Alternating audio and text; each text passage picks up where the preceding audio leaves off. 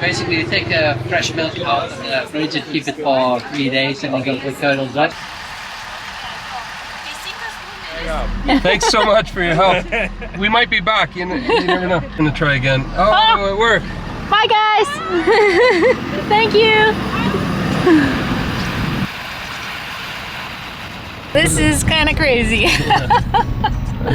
don't know what we're getting into here. In June of 2025, we shipped our Ross Monster overland truck from Baltimore to Antwerp.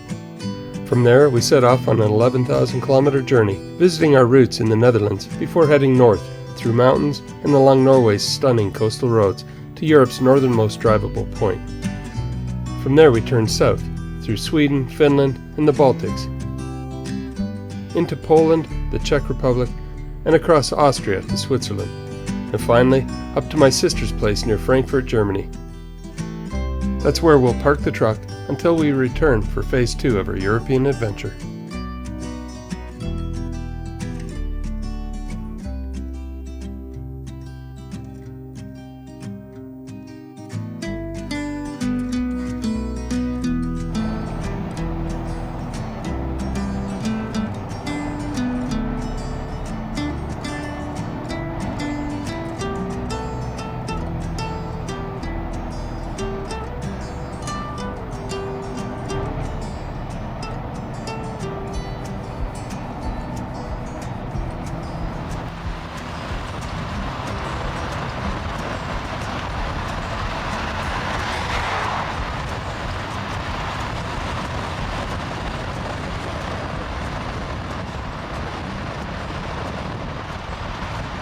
So we just crossed into Lithuania. I knew we were camped pretty close to the border, but I didn't realize we were like 3 minutes drive from the border. But yeah, we're excited to do some exploring in Lithuania. We've been reading about a place called the Hill of Crosses, which sounds like an interesting story. So we're gonna head there on our way to the old town, the old city of Vilnius, which is right near Belarus. So thank you, Latvia, for your hospitality, for your amazing country, good food, good people, and incredible history. And now Lithuania, here we come.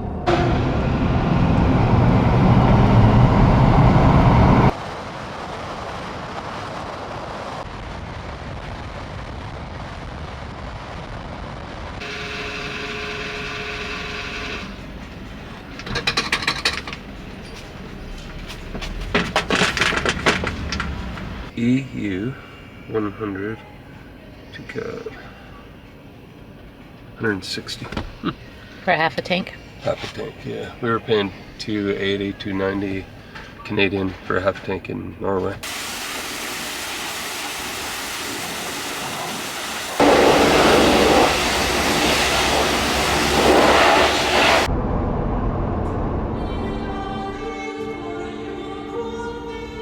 Just outside the city of Šiauliai, in northern Lithuania, lies one of the most striking and unusual sights in Europe, the Hill of Crosses.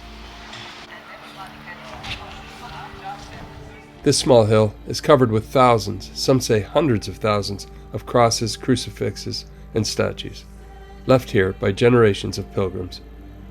For Christians, the cross is more than a symbol. It represents the sacrifice of Jesus Christ. Every cross placed here carries that meaning, a personal testimony of faith, love, and hope in the midst of hardship.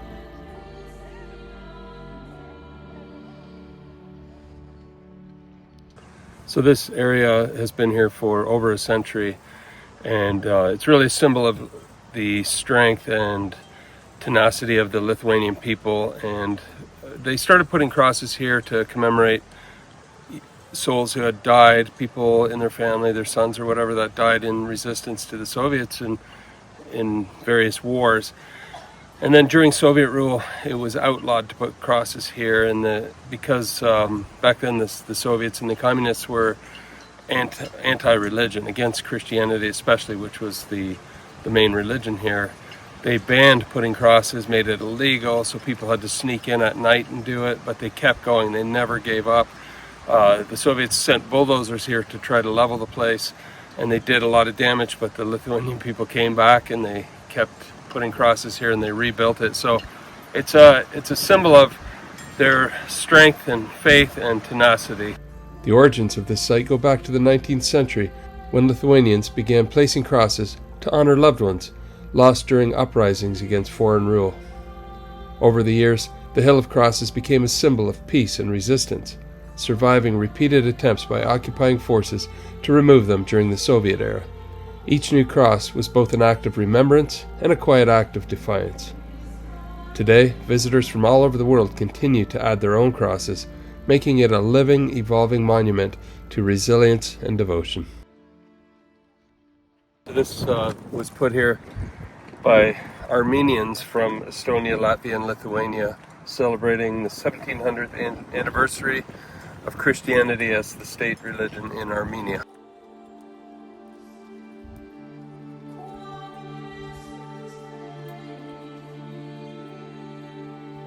It's estimated that the hill now holds over 100,000 crosses, creating a surreal, almost mystical landscape that draws pilgrims, travelers, and photographers alike. Whether you come for history, spirituality, or simply the awe-inspiring sight, the Hill of Crosses is a powerful reminder of human determination, deep faith, and the enduring spirit of Lithuania. While the Hill of Crosses today is a place of devotion and reflection, its story is also intertwined with pain and resilience. During the late 1930s, under Stalin's Great Terror, the NKVD, the Soviet secret police responsible for arrests, executions, and surveillance, targeted ethnic Poles across the region. Between 1937 and 1938, around 200,000 people were arrested and over 100,000 were executed simply for their heritage. The rest were sent to the Gulag, never to return. For Lithuanians and Poles alike, these were years of fear, oppression, and loss. Yet despite repeated attempts by occupying forces to remove these crosses, destroy churches, and erase cultural identity, the people persevered. Each cross placed here is not just a spirit of faith, but also a quiet act of remembrance and defiance, a testament to the human spirit that refuses to be broken. Walking amongst thousands of crosses, it's impossible not to feel the weight of history and the enduring courage of those who came before.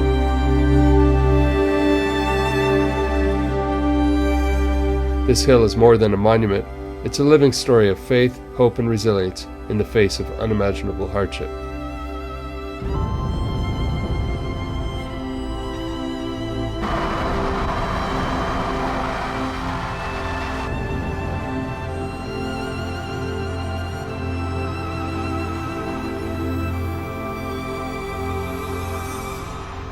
As we drive into Vilnius, the capital of Lithuania, we arrive in a city of about 500,000 people, modern, youthful, and full of energy, yet carrying the weight of centuries of history. Sitting near the borders of Belarus and Russia, Vilnius has always been a crossroads of culture and ideas.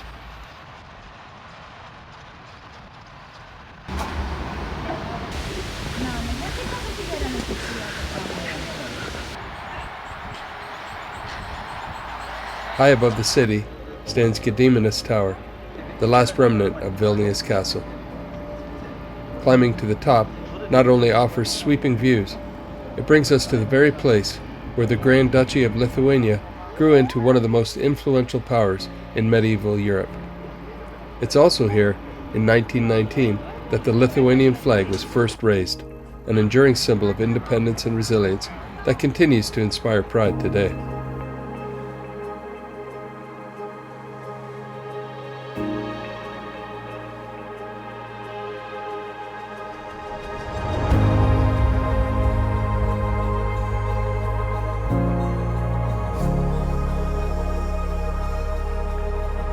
Alright, we are now in kind of the southeast part of Lithuania, and there's a lot of history here, just like everywhere else in the country, but we're right now at a castle and then overlooking the old part of Vilnius. So hopefully once we tour the castle we'll get down and be able to show you around the old city. From the tower we descend into Vilnius Old Town, one of the largest and best preserved medieval towns in Europe. Walking through the beautiful trees of Castle Hill Park, we stumble upon a sculpture of a Lithuanian hound, the only dog breed native to Lithuania. once prized by nobles for its strength, loyalty, and skill in the hunt. Lando. Seeing this, we couldn't help but miss Lando, our own loyal GSP, back home with Dan and Pete.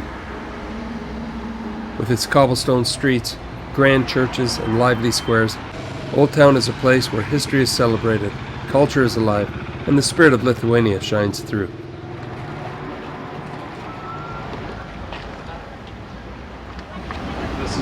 We found this little place to stop. Carol and I are going to share one of their specialties, which is cold beetroot soup with hot potatoes. But the setting is just incredible. We're in the old heart of Vilnius, Lithuania. We've got a river going by behind us. This deck is right over the river. And we're just enjoying our time here. You've been craving beets, is it? Beets? Yeah. It's basically like a coleslaw. There's got to be cucumber in there too. It's got sour milk, right? And then it's called Shipyard. Similar to. Basically, you take fresh milk out of the fridge and keep it for 3 days, and then go to curdled up, then you shake it and you drink it. Interesting. And And then beets and beets, and then it depends. Like some people put spring onions in as well, cucumber. I tasted cucumber. Yeah, some Nice. boiled egg. Nice. Very simple to make. Yeah. It's perfect for a day like today. Yeah.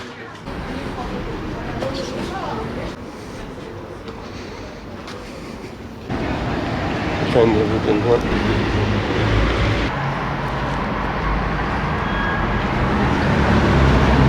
that was super fun and educational, very beautiful, and it had a real quiet vibe, this city. And everyone was very relaxed, and when they heard us kind of speaking English, maybe, I don't know what it was, but they would kind of just say, hey, have you been here or there, and point things out. Very helpful, very proud of their country, which I love. I love when people are proud of it and they share what means most to them. So the gelato hit the spot. It was kind of hot, but now there's this nice breeze, which is just beautiful. We're gonna go about an hour outside of town, maybe more, 45 minutes, and go to camp. He wants me to try it, but he said don't hang up yet. Okay, so try in case. Okay. Never hang up. Thanks so much for your help. We might be back, you never know. So this lovely couple from Germany gave us their phone, Is that one? and they called the Well, we're gonna... parking people to try, because it's not reading our license plate and we already paid for it. So they're trying to help us out with this. Go again. Oh, go again? Okay. So she's on the phone with them, and we're trying to get out of this parking. Matau, kad stovi teisingas numeris ekrane, bet neatidaro šlagbaumų, vis tiek yra raudonas. So it's supposed to be 7, not T, yeah? Try like a little He said a little on an angle. Dabar vėl rodo T, vietoj 7.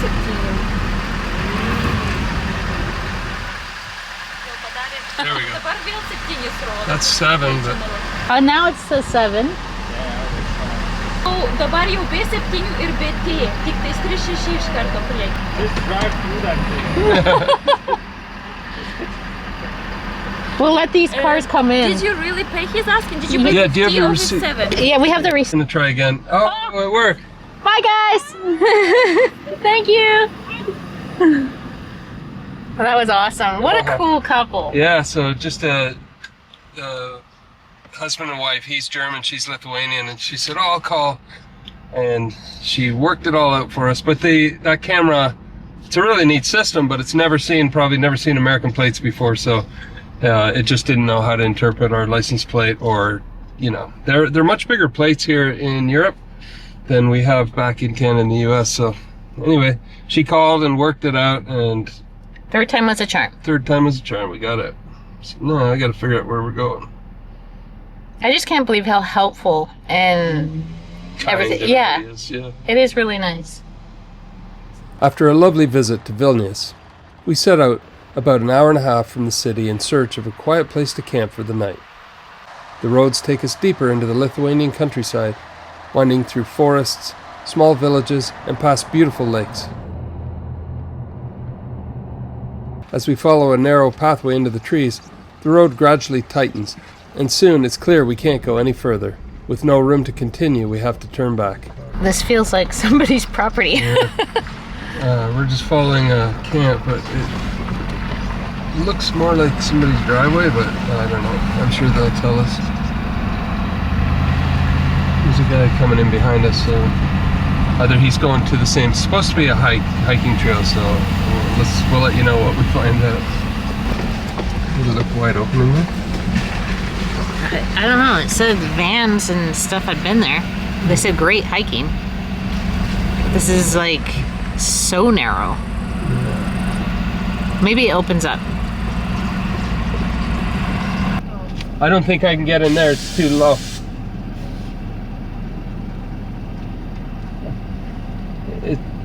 It's not private property? I don't know. Oh. You know, we are a tourist. Oh, okay. Okay. Thank you. So what'd they say? They're not from here, so they don't know any more than we do. Were they going to the same hike? They didn't really speak English. They're from Poland. Let me just... Yeah, no promising, that's for sure. Looks like people turned around. I don't know how you're going to turn around though, honey. I mean, behind me here in the grass, somebody turned around, but more like a car, not a truck. Was there anything that we passed? I wasn't paying attention. No. I don't want to get stuck. I saw these two elderly people and they're just sitting in a chair. They probably watch people come in and get stuck. So we're looking at the phone and you can't see it on here, but or there. But I think there's another way in, not this way. Yeah, because it's like closer to the road.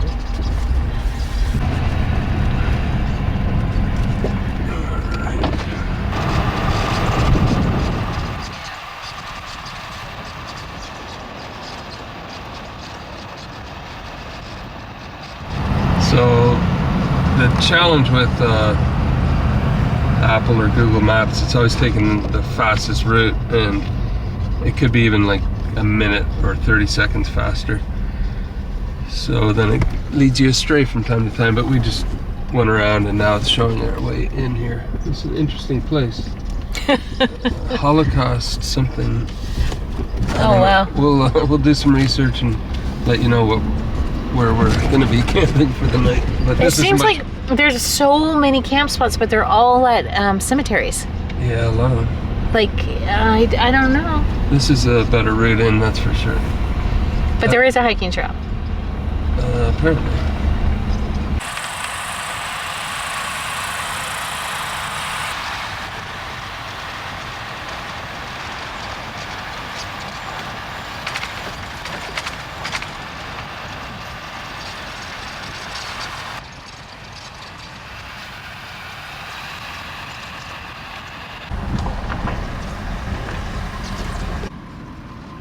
Eventually, we find our camp spot and settle in for a peaceful night. Even this little adventure reminds us that some of the most memorable moments on the road come from the unexpected twists along the way. Out here, every detail counts. That's why our family trusts grapplers, built tough for the overland life. Whether it's securing gear on the trail or just keeping your sunglasses right where you need them, Grapplers is small, strong, and always ready for action. From desert dust to mountain rain, tested, proven, and trusted by our entire family. Grapplers.com. Gear that grips as hard as you do.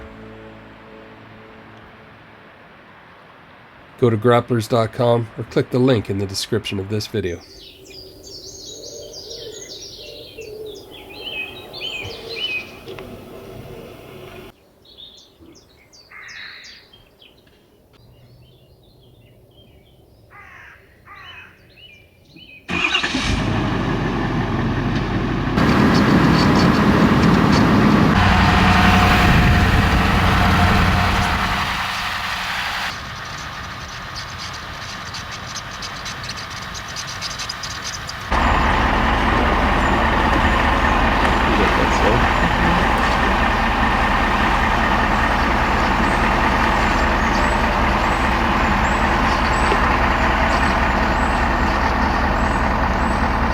So we had a great sleep there in the in this little forest.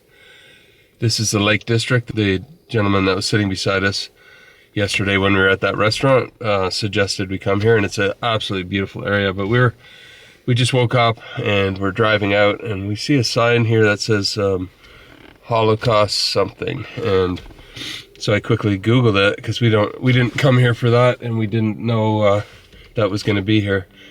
But of all things, it's a terrible, dark story. In this quiet forest outside Trakai, a great tragedy unfolded in September 1941.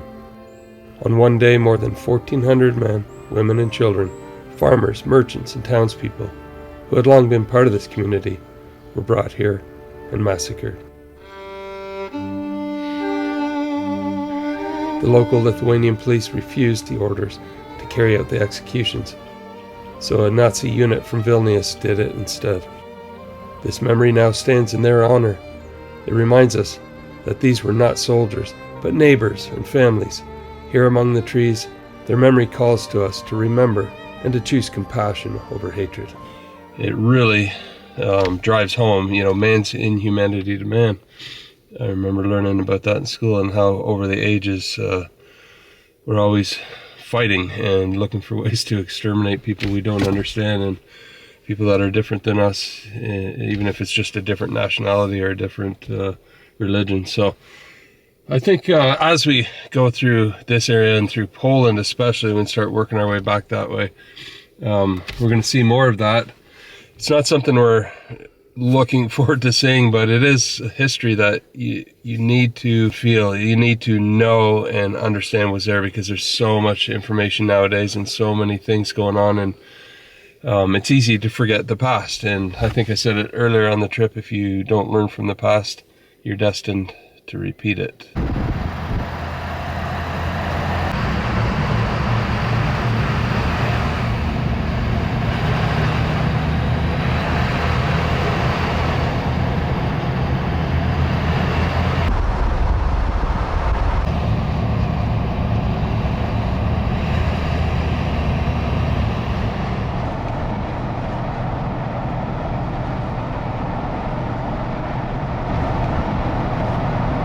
So we are on just a tiny little road, and we have been for a couple hours, and winding through the smallest of villages here in Lithuania, and farm country. And what happened was, last night we were on a highway out of Vilnius, and then we pulled over to find that place to camp, and then we thought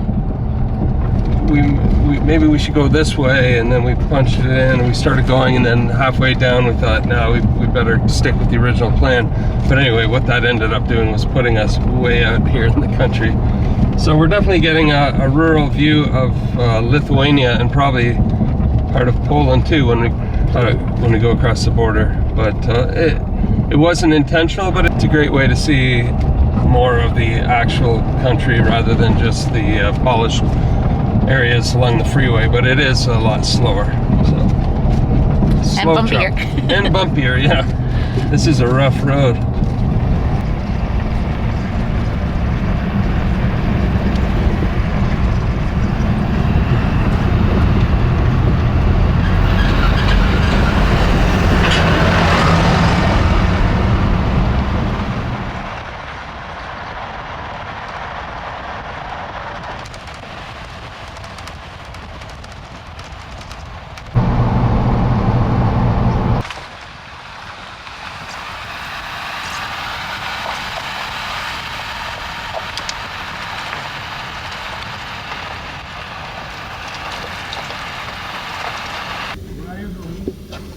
We're working our way back to Germany, but we're going to go to Gdansk, which is Okay. This is a toilet. That's a toilet. can you Shower. please open? Yeah.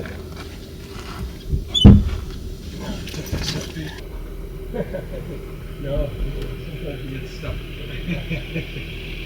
Thanks, guys. Thanks, thank you. Yeah. Goodbye. Do what? Should I wait for this guy? Yeah, that's it. Come on. So they have armed guards at the border crossing, and this is such a rural in the middle of nowhere border crossing. It's unbelievable, but they just pulled us over, checked through the camper a little bit, checked our passports, and admired the truck and sent us on our way. So we're now in Poland, heading to, I believe, Gdansk.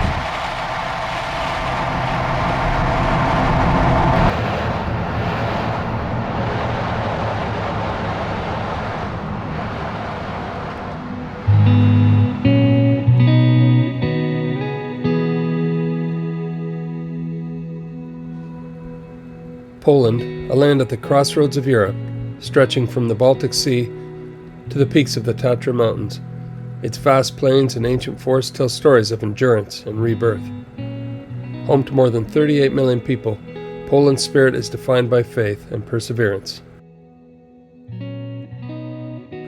Around 90% of Poles identify as Christian, a faith that carried them through war, occupation, and decades of communist rule.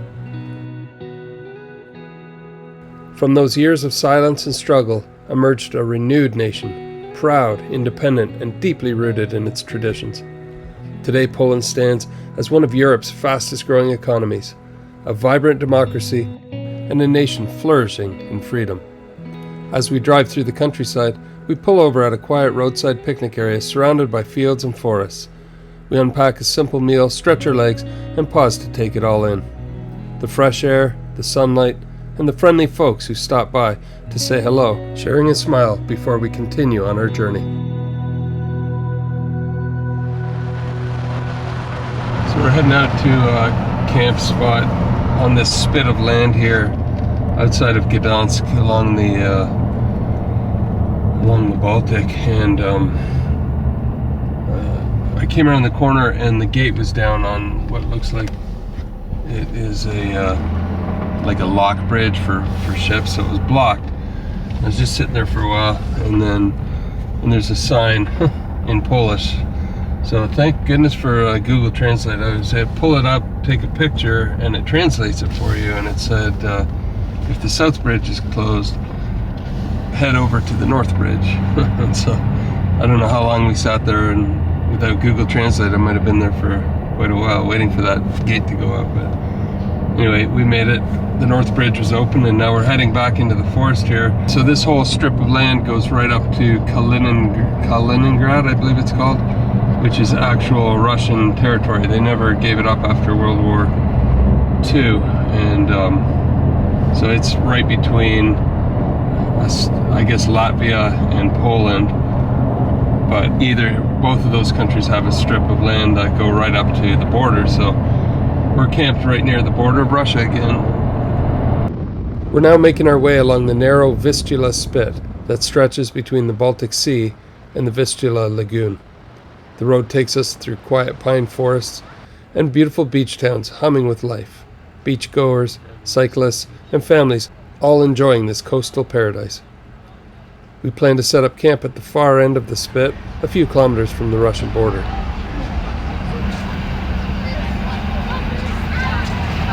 Smells good.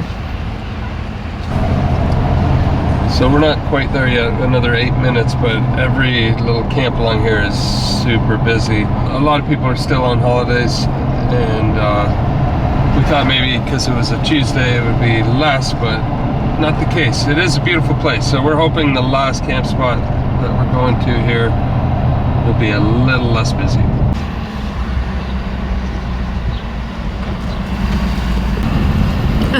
Wow. This is kind of crazy. I don't know what we're getting into here, but we are going up a narrow road, and hopefully there's a place up there. Right now it doesn't look too promising. And it took like 2 hours, so now we're gonna have to backtrack 2 hours. Yeah. What said like 30 minutes? Basically, it takes so long because of so many people, and you just gotta slowly crawl through it, like 20 kilometers an hour the whole way.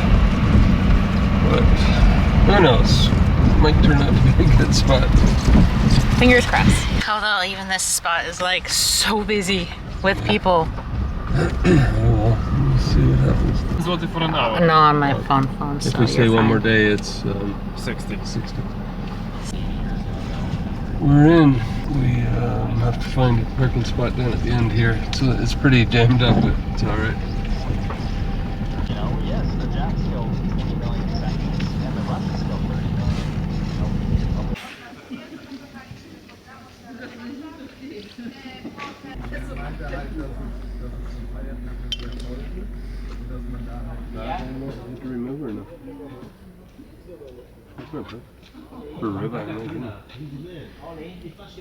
So driving up that little road, we were kind of second guessing ourselves, but as soon as we came around into the parking lot, we could see that you know, there's some campers there from all over the world.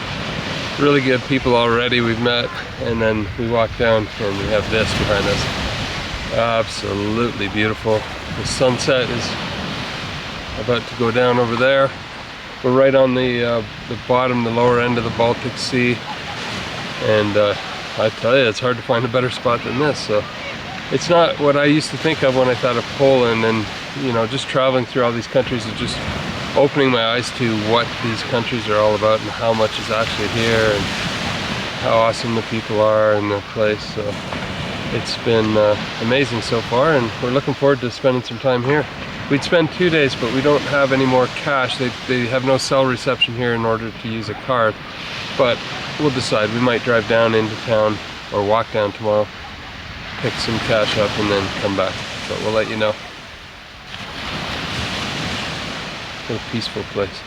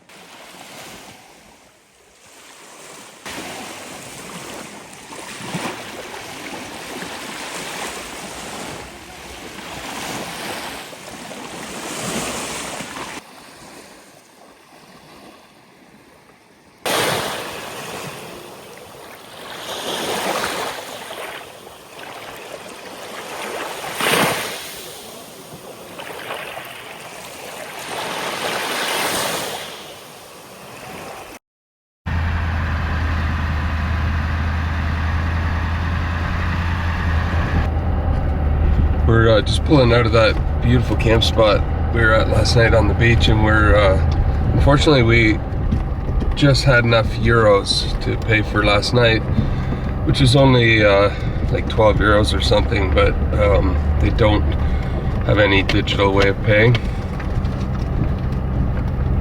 unfortunately. So we have to head into town, and hopefully we can find an ATM and get some euros. If not, we'll have to find another camp down the road a bit, but this one was pretty much perfect. I was hoping to do some editing and walking on the beach, and there's some hikes around here, but yeah, we'll let you know how it goes. Got the cash in town, found an ATM, and came back, so we'll do one more day here. Good morning, we're just having a coffee down here on the beach, enjoying the sound of the waves and the birds, and as soon as we fully wake up, we're going to pack up and carry on down the road. I think we're going to go to the city of Gdansk today, and then start working our way south. First things first, coffee.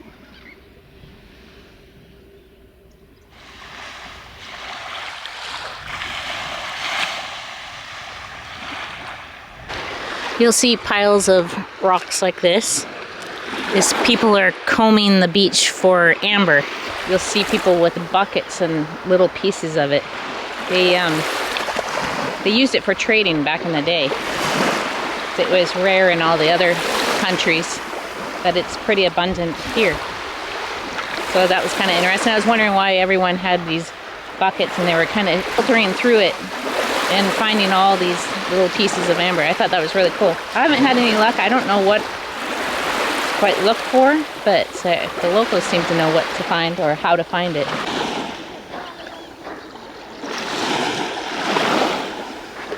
I'm trying to learn how to find it. Let me see, can I film your pieces? So that's what I'm talking about. Yes. Yeah, okay. And you just look for the shine with the sun? Yes. Okay, thank you. That's fun. A treasure hunt. That was fun. So you look for the shine on the sand, mainly in the mornings and in the evenings. What a neat thing to do. I really like this beach for that reason. Before heading back on the road, we decided to stretch our legs and walk the 3.5 kilometers through the beautiful pine forests down to the border and back. I think this is the most prettiest part of the trail here. It looks like it's been mowed in between the trees, but it's just thick moss. Isn't that pretty? All morning you could hear like around, I don't know, 4 to 5, you could hear hogs squealing and running around our camp. I never saw any, but you definitely hear them. So I wonder if that's what we see every once in a while. It's like lots of moss brought up onto the pathway here. It might be them kind of foraging for stuff.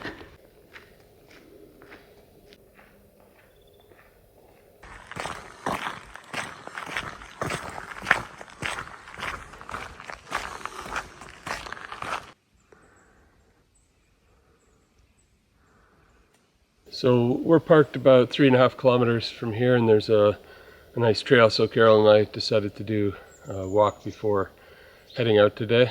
From our parking lot to the border with Russia, this state of Russia that is kind of landlocked from the mainland Russia. It's called Kaliningrad, but that's the border there. Do not cross. And so we just took a few pictures, and now we're turning around and walking back to the truck and then carry on. After enjoying a few peaceful days at the beach, we returned to the road, heading towards Gdansk.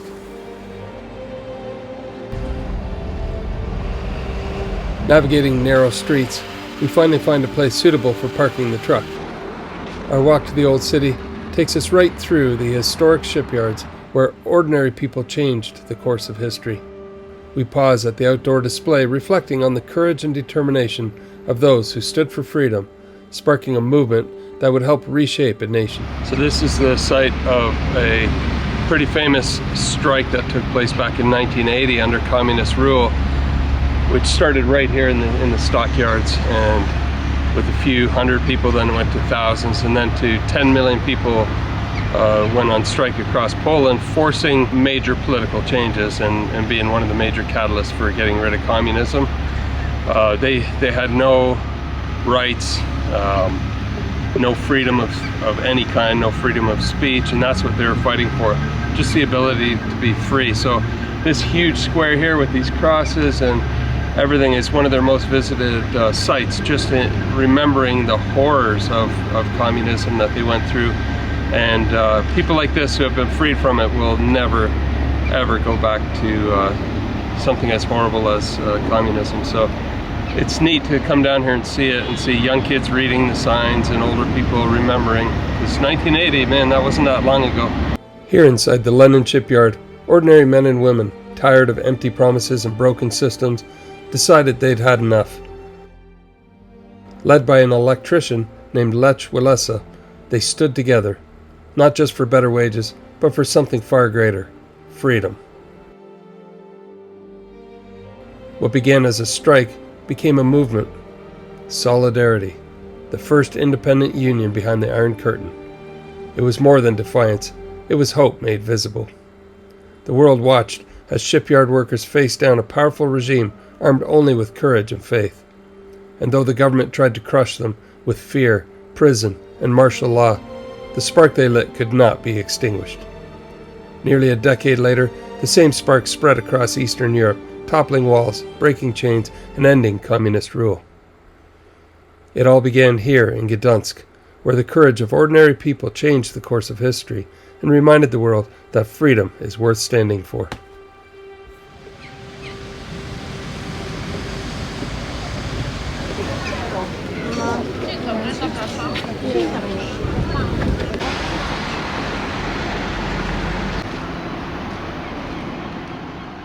After learning the incredible history of the Gdansk shipyard,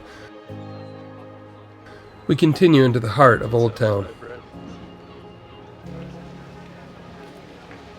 The streets come alive with colorful food carts and the aroma of local treats filling the air. Friendly, smiling people bustle about, creating a lively, welcoming atmosphere.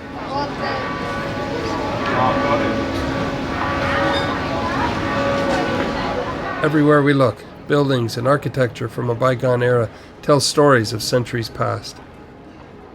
Ornate facades, gabled roofs, and towering churches reflect the city's rich history and enduring charm.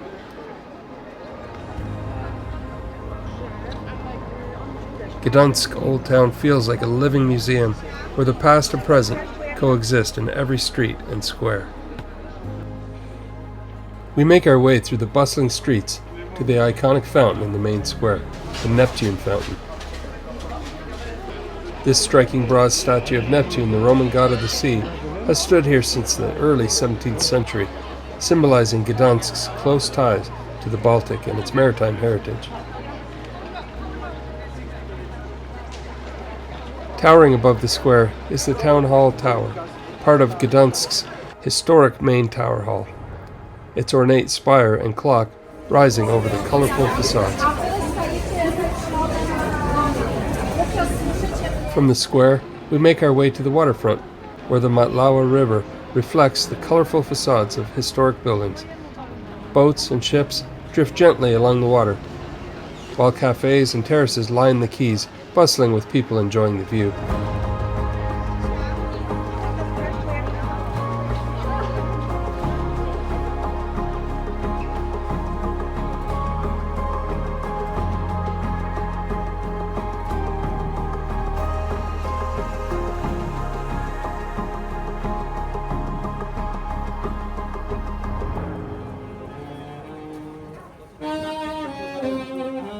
Walking here, it's easy to feel the rhythm of the city, a mix of history, culture, and everyday life, all framed by the beauty of Gdansk's riverside. We've really enjoyed walking through the old city here in Gdansk, and now we've stopped at a restaurant to try some Polish pierogies. We've ordered a whole bunch. We didn't know what we were ordering, but we think we got a good mix, and we'll show you what we got. But they bring out a starter with homemade bread and some kind of potato butter, I think is what she said. But yeah, it's nice to take a little break here. And in the background, we're in the shadow of the St. Mary's Basilica, which is a huge church, kind of the center of the entire city here. So the pierogies have arrived. I'm not sure what the black one is. I forgot to ask her, but these ones are traditional. These ones are bacon or oven baked, and a couple different sauces. So I don't even know, do you eat them with your hands? It looks like you do, but I'll eat it with a fork.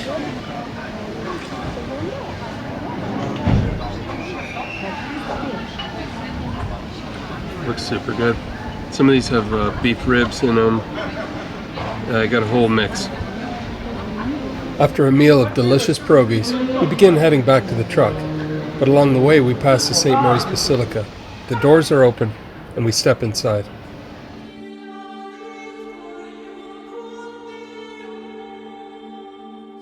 Built between 1343 and 1502, this massive church is the largest brick church in the world.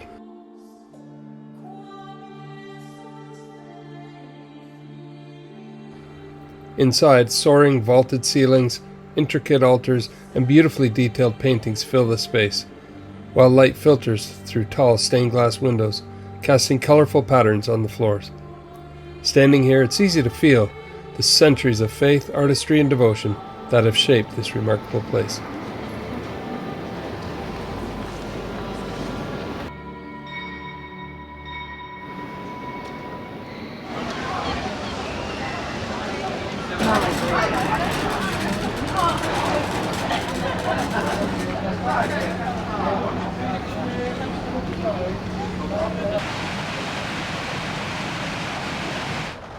Eventually, we leave the bustling city streets behind and head out into the countryside, searching for a quiet spot to set up camp for the night.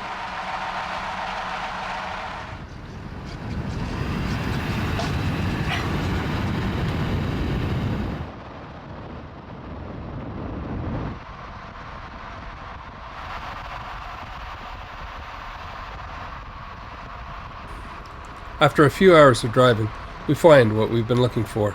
A peaceful place just off the road, surrounded by fields, forest, and the gentle sounds of nature. Here we can finally pause, unwind, make a meal, and reflect on the day's adventures before the journey continues. So I made up some chimichurri, just a little bit, and then I have the leftover zucchini, some onion, and some beets with a T-bone for tonight. My bag got a little bit dirty, but I love this camping spice kit from the original Cold Smoke Salt and Pepper Company. It just has everything that you need to just spice up your meal. Thank you for watching this week's video. We hope you have been enjoying the European series so far. We're nearing the end of the first part of the journey, with just 2 more episodes left before we head back to the cabin to spend the fall with the kids and Lando, and to prepare for the next leg of our European adventure. If you've missed any of the previous videos, click the link at the end to get all caught up. And in the meantime, we'll see you down the road.